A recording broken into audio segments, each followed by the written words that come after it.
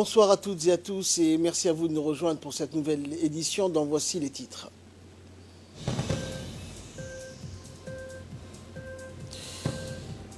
Tournée d'une délégation ministérielle dans le sud du pays, notamment à Ali Sabi, une délégation qui est conduite par le ministre de l'Éducation nationale et de la formation professionnelle. Et au Venezuela, Guaido défie Maduro et déclare l'entrée de l'aide humanitaire le 23 février prochain. Bonsoir à tous. Dans le cadre de la politique de l'éducation pour tous prônée par le chef de l'État, Ismaël Omar Guelleh, le ministre de l'Éducation nationale et de la formation professionnelle, Moustapha Mohamed Mahamoud, a entamé aujourd'hui, dans la région d'Ali Sabi, une tournée de prospection qui mènera dans l'ensemble des régions de l'intérieur. À la tête d'une importante délégation de son département et accompagné de ses collègues, ministre du Travail Hassan Idriss Samrié et le ministre délégué à la décentralisation Hamadou Mohamed Aramis, du préfet de la région, du président du conseil régional et du député Sikié. Le ministre s'est successivement rendu dans la localité de Danan, d'Obolé et de Galilée. À chacune de ces étapes, la délégation s'est entretenue avec la population locale qui lui a fait part de ses doléances.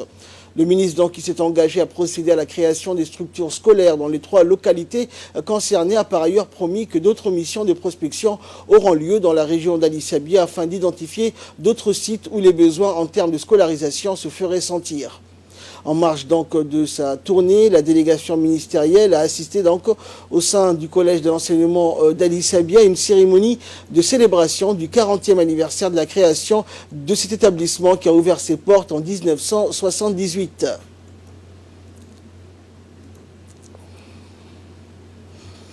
Je vous propose à présent de suivre l'intervention du ministre délégué à la décentralisation, Hamadou Mohamed Aramis.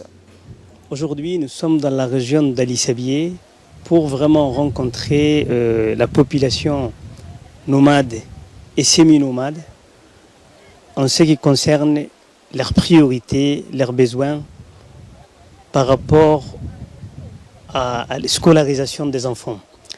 La population de ces localités nous ont bien montré leur engagement, leur volonté de vouloir vraiment scolariser leurs enfants. Donc aujourd'hui, à travers cette politique qui est la priorité du président de la République de chercher à scolariser chaque enfant, quelle que soit la localité dont il existe, une réflexion qu'on a engagée est tout d'abord voir comment ramener un ensemble d'infrastructures vers cette population. Et pour sa part, le ministre de l'Éducation nationale et de la formation professionnelle s'est engagé à procéder à la création des structures scolaires dans les 3 localités concernées. Il a par ailleurs promis que d'autres missions de prospection auront lieu dans la région d'Ali Sabi. Le ministre de l'Éducation nationale a rendu également un hommage aux différents responsables de l'éducation nationale qui se sont succédés sous les présidents Al-Hajj Hassan Gouled Abtidon, paix à son âme, et le président Ismaël Omar Guelleh pour avoir considérablement œuvré pour le développement de notre système éducatif. Le ministre de l'Agriculture et le commissaire au plan chargé des statistiques, respectivement Mohamed Ahmed Awale et Amarri Ali Saïd, ont reçu successivement une délégation du Somaliland composée du ministre de la Défense Issa Ahmed et du ministre de la Planification Awale Ibrahim. Les rencontres ont eu lieu tour à tour, d'abord au cabinet du ministre, puis au bureau du commissaire au plan. Les discussions ont porté sur l'état de relations bilatérales djibouto-somalilandais ainsi que les voies et moyens qui sont susceptibles de les consolider et renforcer davantage. Les 2 pays partagent une frontière commune, une langue commune et des liens familiaux qui existent entre les 2 peuples. La délégation somalilandaise a remercié les autorités djiboutiennes pour l'accueil sans réserve qui leur a été réservé ainsi que l'hospitalité depuis qu'ils sont à Djibouti.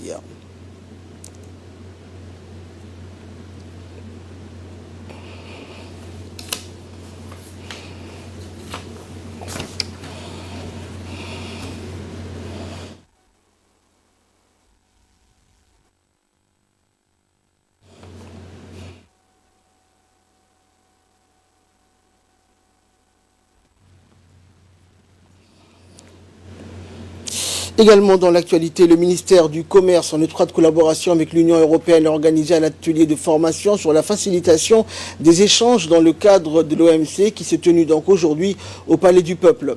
Cet atelier donc a vu la participation du ministre délégué au Commerce, Hassan Mohamed Ibrahim, des représentants des structures, services et secteurs privés qui ont pris part également à cet atelier. L'objectif donc général de cette formation était d'améliorer leurs connaissances sur l'AFE et de les doter d'outils nécessaires à la mise en œuvre de l'accord sur la facilitation des échanges de l'OMC. Et l'harmonisation des processus d'exportation et d'importation est devenue une question fondamentale pour le développement du système commercial mondial. Écoutons à présent pour plus de précision l'intervention du ministre délégué au commerce, M. Hassan Mohamed Ibrahim. Le thème de la formation que nous réunissons aujourd'hui est d'une importance capitale pour la compétitivité et les opportunités de faire des affaires à Djibouti, mais aussi pour la concrétisation de nos objectifs d'intégration régionale. Elle vise essentiellement la facilitation des échanges à travers la simplification, la modernisation, la transparence et l'harmonisation des procédures administratives commerciales. L'un des objectifs saillants de l'atelier est de comprendre les étapes de la mise en œuvre de l'accord, d'examiner les engagements liés, d'évaluer les écarts et de partager les expériences.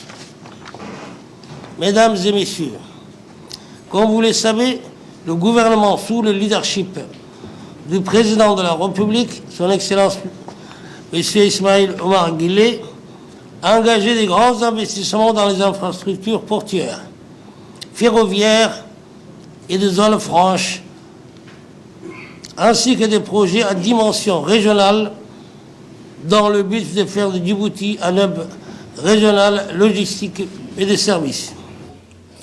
Le centre de développement communautaire du quartier 4 a abrité hier la cérémonie de lancement des ateliers de compte en présence du secrétaire d'État à la jeunesse et au sport, Hassan Mohamed Kamil, de la vice-présidente de l'UNFD, Hasna Mohamed Bilil, de la directrice des CDC, ainsi que des différents responsables et collaborateurs des deux institutions. Cette cérémonie, qui intervient quelques jours après la réunion de concertation qui s'est déroulée à l'UNFD, a vu la présence également du conseil communautaire du CDC, des femmes leaders des différents quartiers, des compteuses de l'UNFD et de nombreux jeunes, rappelant que la caravane du compte est un projet initié en avril 2017 par le secrétariat d'État à la jeunesse et au sport et a pour tradition de sillonner les centres de développement communautaire. Le secrétaire d'État a donc voulu associer l'UNFD à ce projet d'envergure puisque cette dernière symbolise la maman dans toute sa splendeur ainsi que son combat pour la protection de ses enfants.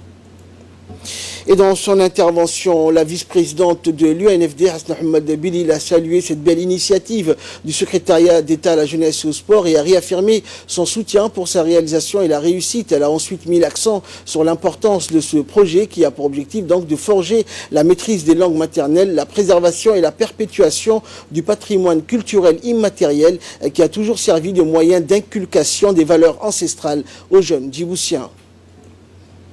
Et quant au secrétaire d'État, il a remercié donc l'UNFD pour la collaboration dans cet important projet, puis a rappelé l'origine de ce projet qui est venu d'une doléance formulée par des mamans soucieuses de la préservation des traditions orales. Il a félicité la réussite de cette première rencontre qui, selon lui, a atteint son objectif et a répondu aux souhaits des mamans. Il a ensuite souhaité que toutes nos traditions orales soient retranscrites dans des livres afin d'éviter leur disparition. La ministre rwandaise du genre et de la famille poursuit sa visite de travail à Djibouti. Elle s'est rendue donc à un établissement scolaire pour enfants à besoins spéciaux en compagnie de ses proches collaborateurs. Elle a été accompagnée par la ministre de la Femme et de la Famille, Moumin Ahmed Hassan, et a été accueillie par le directeur de cette agence, donc de cette école. Et lors de l'audience, le directeur de l'école a expliqué donc à son hôte les missions et rôles de l'établissement. Cette école donc qui a pour mission de promouvoir la participation, l'intégration et l'égalité des chances des enfants handicapés dans tous les domaines de la vie scolaire et sociale. Et par la suite, donc, la délégation conduite par la ministre rwandaise du genre et de la famille s'est rendue à l'école d'excellence. Elle a été accueillie par les responsables de cet établissement. La ministre a eu droit à une visite donc guidée des salles spécialisées de l'école, à savoir les salles informatiques, les laboratoires, les salles multimédia et les classes intelligentes. La ministre donc rwandaise du genre et de la famille a vivement donc remercié les responsables de l'établissement et la ministre donc de la femme et de la famille pour la visite guidée de cet établissement d'exception.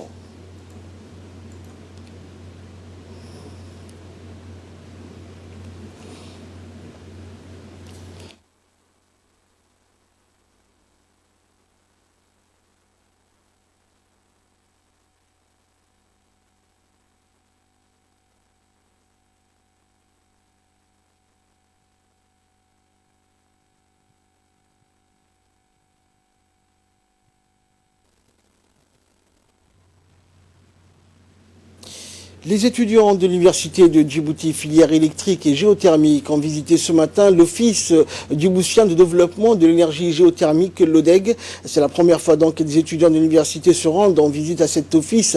À leur arrivée, ils ont été accueillis chaleureusement par les responsables de l'ODEG. Les responsables donc ont expliqué aux étudiants le bon déroulement et la mission effectuée de chaque département de cette agence dans la salle de conférence. C'est ainsi que tour à tour, le personnel a expliqué donc le fonctionnement des services donc et le rôle de chaque département. Ainsi, après ce long débat entretenu entre le personnel de l'ODEG et les étudiants, ces derniers donc ont eu l'occasion de visiter les différentes salles de l'ODEG. Les étudiants ont été satisfaits donc de la visite de l'office de l'ODEG guidé par leur directeur des études de l'université. Et dans des interviews donc qui nous a accordé, le chef du département ingénierie Farah Omar a rappelé donc l'importance de cette visite effectuée par les étudiants de l'université de Djibouti à l'ODEG. Génie électrique, c'est un grand jour pour nous, un jour où nous accueillons ces jeunes pour pouvoir échanger sur la thématique géothermie. C'est quoi l'action que nous envisageons, comment nous souhaitons partager nos expériences avec les jeunes. Sachez bien que des professeurs les enseignent la géothermie, mais également l'office djiboutien assiste l'université comme des postes de vacation pour donner des cours sur la géothermie, pour pouvoir réellement partager l'expérience technique, terrain, et envisager une bonne communication entre l'université de Djibouti et l'office djiboutien de développement de l'énergie géothermique. Et à l'issue de la visite, notre équipe sur place a pu également recueillir les sentiments de quelques étudiants. Regardez. Aujourd'hui, on est là, une journée porte ouverte. L'Office national de développement de l'énergie géothermique, l'ODEG, nous a invités afin que nous puissions de présenter leurs différents départements et leurs offices et les différents départements qui existent à l'ODEG. C'est une journée porte ouverte qui nous a été accueillie chaleureusement et nous avons été accompagnés par notre directeur de l'étude et nos enseignants, et on était en classe entière de notre filière. Ainsi, pour cette raison de présentation, je remercie premièrement le président de notre université, ainsi que le doyen et notre directeur, afin que nous donnions cette opportunité de venir ici à l'ODEG et comprendre tout ce qu'on a vu. Et aussi nos enseignants et nos camarades de classe qui nous ont accompagnés et participé à la présentation de l'ODEG. Santé à présent, le ministère de la Santé a démarré au niveau du service de pédiatrie et de cardiologie de l'hôpital Général Pelletier avec l'appui d'une mission de l'association Mécénat Chirurgie Cardiaque spécialisée en chirurgie cardiaque en provenance de la France, des consultations pour les enfants présentant des malformations cardiaques. Cette mission médicale a pris en charge et consulté plus de 250 enfants âgés entre 0 et 15 ans et a sélectionné depuis le début de la mission plus d'une vingtaine d'enfants. L'objectif de cette mission médicale est de dépister et de sélectionner tous les enfants souffrant de malformations du cœur et qui ont besoin d'une opération chirurgicale d'urgence. Ces consultations continueront jusqu'au 15 février prochain et à cet effet, il est demandé aux parents d'enfants souffrant de malformations du cœur de venir massivement au niveau de l'hôpital Général Pelletier dans les services de pédiatrie et de cardiologie pour effectuer cette consultation afin de constituer des dossiers médicaux. Écoutons à présent pour plus de précisions le directeur de l'hôpital Général Pelletier. Depuis hier, nous avons accueilli une mission, l'ONG française appelée Mécénat. Cette ONG travaille en étroite collaboration avec le ministère de la Santé et l'hôpital général Pelletier. L'objectif de cette ONG a pour mission de diagnostiquer et de dépister les enfants entre 0 et 15 ans pour qui ont une malformation cardiaque ou qui naissent avec des malformations cardiaques pour faire des opérations de chirurgie cardiaque au niveau des hôpitaux de France. Cette ONG est venue l'année 2017 et maintenant c'est la deuxième fois en 2019 et entre-temps ils ont opéré plus de 23 enfants djiboutiens qui ont bénéficié de cette chirurgie cardiaque, qui ont été opérés avec succès et aujourd'hui qui sont en bonne santé et qui sont en train aussi de faire les suivis au niveau de l'hôpital général Pelletier. Art à présent, premier du genre, le vernissage de toiles peintes par une artiste djiboutienne s'est ouvert ce matin à l'hôtel Les Acacias. L'artiste en question, Ouba Hamoud Hassan, a présenté à cette occasion une vingtaine de toiles, les unes plus belles que les autres, inspirées par nos paysages, la culture ou encore les rêveries de nos artistes, mais aussi les représentations de scènes de notre culture ancestrale. Ces toiles font le menu de cette exposition du tableau spécial Saint-Valentin qui se poursuivra jusqu'à demain, donc jeudi 14 février. La ministre de la Femme et de la Famille, Moumina Hamad Hassan, la vice-présidente de l'UNFD, Hassan Hamad Bilil, l'ancien ministre de la Culture, Rifri Abdelkader Bamahramat, dont le talent artistique est unanimement reconnu, les doyens des artistes djiboutiens ainsi que plusieurs autres personnalités anonymes ont visité la galerie Oubah qui s'est ouverte aujourd'hui à l'hôtel Les Acacias. Interrogé par la presse, l'artiste Oubah a remercié l'hôtel Les Acacias qui, en lui prêtant sa superbe salle de conférence, démontre que sa direction n'est pas insensible à l'art. Elle a remercié aussi sa famille qui le soutient donc dans ce qui est, à n'en pas douter, constitue la passion de sa vie. En nouvelle du monde à présent, l'opposant camerounais Maurice Kamto a été inculpé dans la nuit de mardi et mercredi de rébellion, insurrection et hostilité contre la patrie plus de 2 semaines après son arrestation, a annoncé un de ses avocats. Ces inculpations lui ont été signifiées par le parquet du tribunal militaire de Yaoundé et concernent également 28 autres partisans de M. Kamto qui a été transféré dans la nuit à la prison centrale de la capitale camerounaise selon l'avocat Emmanuel Smith. M. Smith donc est également vice-président du parti de Kamto, le mouvement pour la renaissance du Cameroun. Depuis son arrestation donc le 28 janvier dans la capitale économique Douala, Maurice Kamto était gardé à vue dans les locaux d'une unité spéciale de la police à Yaoundé, le groupement spécial d'opération. Une centaine d'autres partisans de Kamto, président du MRC, devaient être entendus aujourd'hui par le tribunal militaire de Yaoundé qui décidera ou non de les inculper. Selon le MRC, le mouvement pour la renaissance du Cameroun, environ 200 personnes arrêtées après ces manifestations étaient toujours détenues aujourd'hui à Yaoundé. C'était dans les titres de cette édition. Donc Juan Guaido défie Maduro et déclare que l'aide humanitaire entrera au Venezuela le 23 février prochain.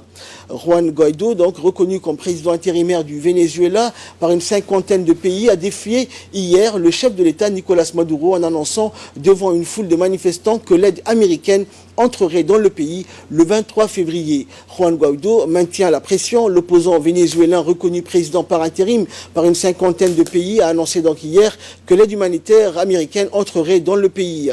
Depuis donc une strade montée à l'est de Caracas, il a demandé aux quelques 250 000 volontaires inscrits pour participer à l'acheminement de l'aide d'urgence de se tenir prêts. Le bras de fer politique entre Juan Guaido et Nicolas Maduro se concentre depuis plusieurs jours sur l'entrée de plusieurs tonnes de nourriture et de médicaments en provenance des États-Unis déjà stockés dans des entrepôts en Colombie à la frontière avec le Venezuela. Et enfin, à Varsovie, les États-Unis et Israël comptent mettre la pression sur l'Iran. Le vice-président américain Mike Pence et le premier ministre israélien Benjamin Netanyahu comptent mettre la pression sur l'Iran à l'occasion d'une conférence qui réunit une soixantaine de pays aujourd'hui à Varsovie. Mais durant cette conférence de 2 jours, s'étaleront également au grand jour les divisions entre Washington et ses principaux alliés européens à propos des appels du président américain Donald Trump à étrangler l'économie iranienne. Les puissances européennes n'envoient à Varsovie suivi que des représentants de rang inférieur, hormis le chef de la diplomatie britannique Jeremy Hunt, qui veut aborder la crise humanitaire au Yémen. La conférence devait porter initialement sur l'influence déstabilisatrice de l'Iran au Moyen-Orient, mais l'initiative américaine n'a pas déchaîné l'enthousiasme, conduisant Washington et Varsovie à élargir l'agenda à la stabilité au Moyen-Orient. Pour Netanyahou, l'Iran reste cependant le principal sujet. C'est tout pour ce journal. Nous vous souhaitons à tous et à toutes de passer une excellente soirée avec la suite de nos programmes télévisés.